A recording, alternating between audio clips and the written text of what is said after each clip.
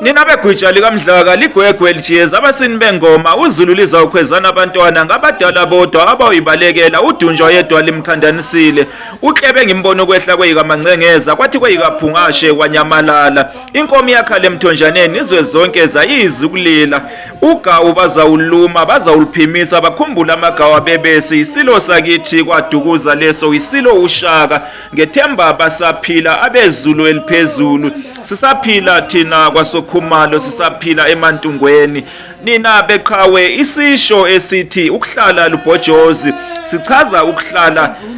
usovalweni unovalo nokwesabela ingozi engahle ikwehlele wena weqhawe wena weZulu eliphezulu uma kuthiwa umuntu othile uhlalise abantu lubhojozi endaweni usuke ebahlalise ovalweni behleli ovalweni ngenxa yakhe nina beZulu eliphezulu loyo muntu isikhathi esiningi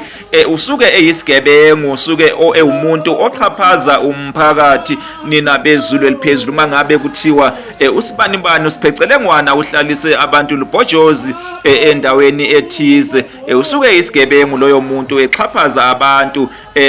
abantu behlale besovalweni nina beZulu eliphezulu besabela ingozi engahle ibehlele endaweni ngenxa yakhe ngenxa yezenzo zakhe ezimbi nina beZulu eliphezulu